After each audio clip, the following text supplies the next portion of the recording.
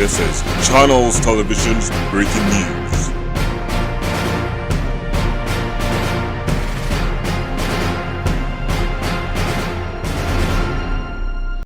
Good evening Indonesia, it's 9:04 p.m. Sunday, October 29th. I'm Maria Christine Vicentia and I will bring you the latest news regarding the additional ArcelorMittal disaster that occurred in Kazakhstan and killed 42 people. Karaganda, Kazakhstan held nationwide mourning on Sunday, October 29, after 42 people died in a blaze at an ArcelorMittal mine, the worst accident in the Central Asian country's post-Soviet history. The tragedy which struck at the Konstanko coal mine in the Karaganda region on Saturday came after a series of deadly incidents at ArcelorMittal mine and has prompted the nationalization of the company's local affiliate. As of 3 p.m., 9 a.m. Greenwich Mean Time, the bodies of 42 people were found, Kazakhstan Emergency Services said on social media. The search for miners continues. Rescuers earlier warned the chances of finding the remaining miners alive were very low due to the lack of ventilation and the force of Saturday's explosion, which spread over 2 kilometers. The death toll overtook a 2006 accident that killed 41 miners at another ArcelorMittal site.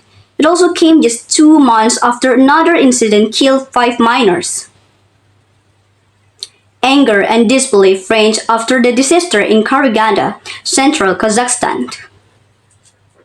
Every miner is a hero because when he goes down, he does not know if he will come back or not, said former miner Sergei Gleskov. Many welcomed the government's move toward nationalization endured by the company's safety record.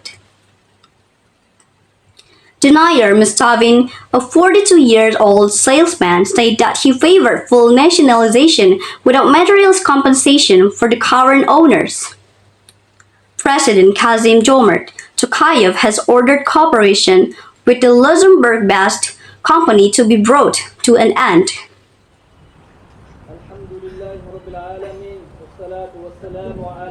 Worst enterprise in Kazakhstan's history.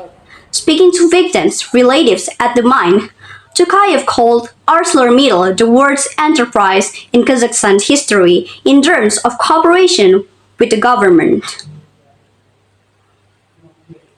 The Kazakh government and the steel giant announced a preliminary agreement to transfer ownership of the local firm in favor of the Republic of Kazakhstan, Prime Minister Alekhine Smailov stated.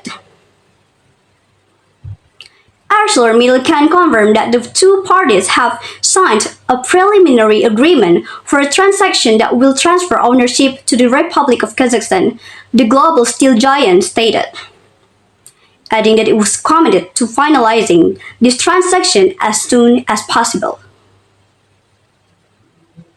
On Sunday, flags were at half-mast to mark the day of national mourning declared by Tokayev, an AFP correspondent saw. Since the collapse of the Soviet Union in 1991, about 200 miners have died in Kazakhstan, the vast majority at ArcelorMittal sites. His guardian angel saved him. There were 2,052 people inside the mine when the fire started, ArcelorMittal said. Outside a hospital in Karaganda, relatives of those who had survived the blast were thanking the heavens. His guardian angel saved him. He is alive, said Nikolai Brelin, the brother of an injured miner. 2 of his ribs were slightly torn apart from the blow and he had surgery to put them back in place, he added. Local politicians also called for the immediate nationalization of the company. They must answer before court because they did not ensure people's safety, said local MP Kudaibergen Beksultanov. The state needs to take it upon itself now. The group's arrival in Kazakhstan in 1995 was initially seen as a beacon of hope during the economic slump that followed the fall of communism.